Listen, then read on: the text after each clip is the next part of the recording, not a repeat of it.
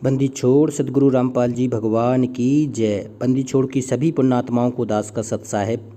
तो पुण्यात्माओं, पूर्ण परमात्मा धरती पर वर्तमान में प्रकट है 8 सितंबर 1951 से।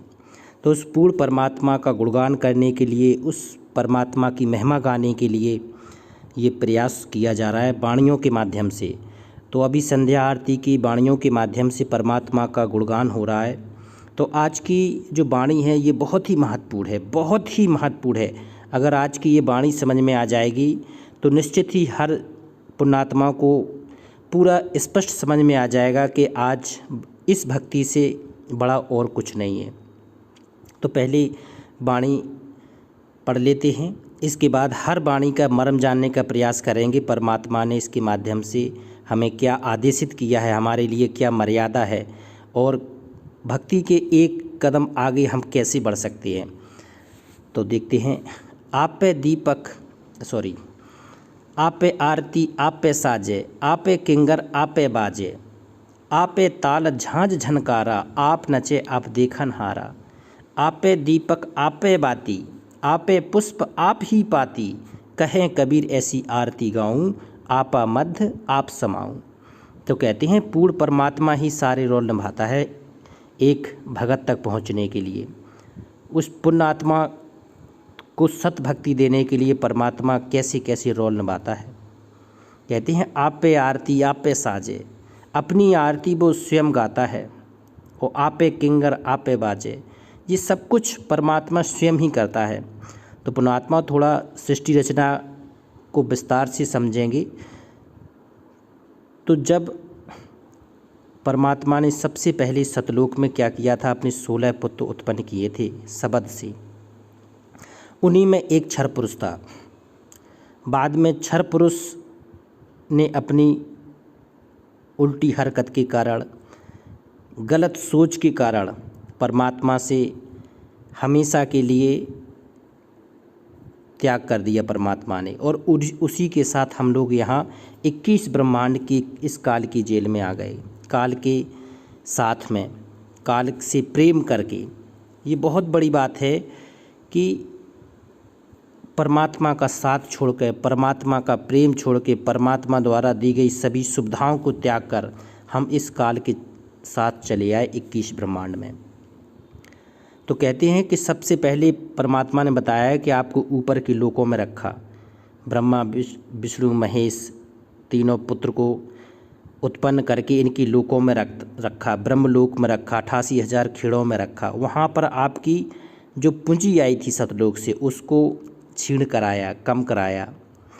इसके बाद क्या हुआ, जिस पृथ्वी लोक कहते हैं, स्वर्ग पाताल लोक जीव मंडल 3 लोक विस्तारा। तो फिर मृतमंडल में पृथ्वी लोक पर 84 लाख योनियाँ बनाई। अब यहाँ परमात्मा का रोल स्टार्ट होता है। पुण्यात्माओं, ये पृथ्वी पर इस भक्ति को लाने के लिए, भक्ति और भगवान को बनाए रखने के लिए परमात्मा कैसे कैसे खेल खेलता है। एक गरीबदास जी महाराज की वाणी है, उसके माध्यम से आगे बढ़ाते हैं कि ब्रह्मा विष्णु महेश्वर माया और धर्मराय कहिए, इन पांचों मिल परपंच बताया, और वाणी हमरी लहिए।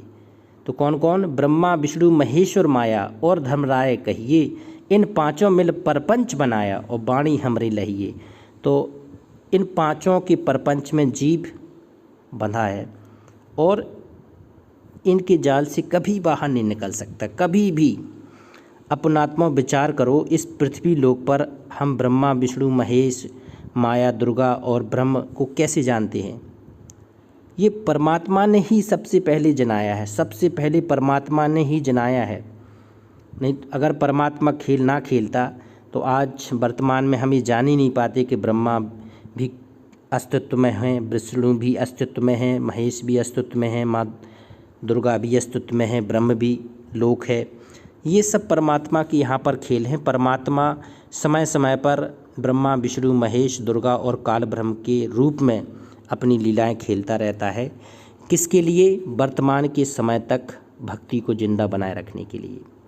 अगर कोई भी किसी भी रूप में भगवान को मानता है, चाहे अपने पितृ के रूप में, क्योंकि होता क्या है, ग्रामीण परिवेश में पितृ पूजा ज़्यादा चलती है। किसी के पूर्वज जो बाबा होते हैं, बब्बा होते हैं, वो ख़त्म हो जाते हैं, उनका चबूतरा बना देते हैं और धीरे धीरे करके पूरा गांव वही करने लगता है। तो वो परमात्मा उस गांव में श्रद्धा और समर्पण लाने के लिए, श्रद्धा भगवान के प्रति विश्वास बनाए रखने के लिए कहते हैं पितृ बन के भी आ जाता है। कहते हैं शंखासुर मारे निर्मानी और बरहा रूप धरे परवानी। वो भक्ति को जीवित करने के लिए बरहा का रूप भी परमात्मा ने ही धारण किया था, सुअर का। तो आप पुण्यात्मा विचार कर लेना कि अगर आप तक परमात्मा पहुंचा है, इस भक्ति को पहुंचाया है, तो उसकी कितनी बड़ी कृपा है, कितनी बड़ी मेहर है कि आपको ये ज्ञान समझ में आ रहा है। अब देखते हैं मालिक ने क्या क्या विस्तार किया है सरलार्थ में। पूरा सब कुछ परमात्मा ने करके रख दिया है। एक बात और है कि परमात्मा ने काल को जो श्राप दिया है 1 लाख नित्य मानव आहार करने का और 1.25 लाख पैदा करने का। तो अब देखो सतलोक में कैसा तेज पुंज का शरीर था। सबसे ज़्यादा अगर किसी को शरीर बिगड़ा है, कष्ट हुआ है, सबसे पहले तो वो ब्रह्मकाल का हुआ है। और वहाँ क्या खाता था, कितनी स्वादिष्ट चीज़ खाते थे हम लोग, और काल भगवान यहाँ क्या खाते हैं। और परमात्मा ने जब श्राप दे दिया तो स्पष्ट, और वही चीज़ उसको भाती है। कहते हैं वो खास प्रिय चीज़ हो गई है काल भगवान की, सूक्ष्म शरीर 1 लाख जीवों का खाने का खास चीज़। तो कितना बिगड़ गया। अब काल भगवान का ही जाल है, ब्रह्मा विष्णु महेश के संरक्षण में जीव बंधे हैं। तो ब्रह्मा विष्णु महेश की जानकारी कौन देगा अब, जिसके द्वारा एक जीव फंसा है। ब्रह्म अपनी जानकारी कोई क्यों देगा, दुर्गा की जानकारी ब्रह्म क्यों देगा। तो इस पृथ्वी पर सभी भगवानों की जानकारी वो पूर्ण परमात्मा कबीर साहब ही देते हैं। कबीर साहब ने ही कितने युगों तक ये सिद्ध किया है पृथ्वी पर कि ब्रह्मा भी शक्ति है, विष्णु भी शक्ति है, महेश भी शक्ति है। कहते हैं कभी राम बन के कभी श्याम बन के चले आना प्रभु जी चले आना। तो कबीर साहब ही ये पूरी लीला खेल के चले गए आज तक के समय तक भक्ति लाने के लिए। और काल ब्रह्म की ने जो ज्ञान दिया है ना, पूर्ण परमात्मा कबीर साहब ने ही काल ब्रह्म का रूप धारण करके ये गीता का उपदेश दिया है। नहीं तो वो कोई जानकारी नहीं दे सकता था कि मैं ही काल हूँ, सबको खाने के लिए आया हूँ। अध्याय 11 के श्लोक 32 में। तो परमात्मा ये सारे खेल खेलता है कि आप लोग तक इस कलयुग की बिचली की पीढ़ी तक ये भक्ति बनी रहे, श्रद्धा परमात्मा में बनी रहे कि कोई भगवान होता है। तो यहाँ परमात्मा कहते हैं परमात्मा स्वयं नूर तेज रूप में प्रत्येक प्राणी तथा पदार्थ धातु में विद्यमान है। हर किसी में परमात्मा का तेज विद्यमान है। इस दृष्टि से कहा है कि आपे आरती आपे साजे। साजे का अर्थ होता है परमात्मा उतारे। आप ही अपनी आरती स्वयं ही अपनी उतारता है। परमात्मा उतारने का मतलब है सिद्ध करता है कि हम ही अलख अल्लाह हैं, कुतुब गौस और पीर, और गरीब दास खालिक धनी हमरा नाम कबीर। तो आप ही तो खड़ताल आदि किंकर रूप में बसते हो। झांझ आती की ताल झंकार स्वयं ही हो। आपका अंश जीव नाच रहा है। क्योंकि हम लोग जो आरती करते हैं ना, मन मुग्ध होकर जो आरती करते हैं, तो ये अपने परमात्मा के आगे नाचना ही है। तो हम क्या है, उस परमात्मा के अंश हैं, तो हम क्या है, नाच रहे हैं।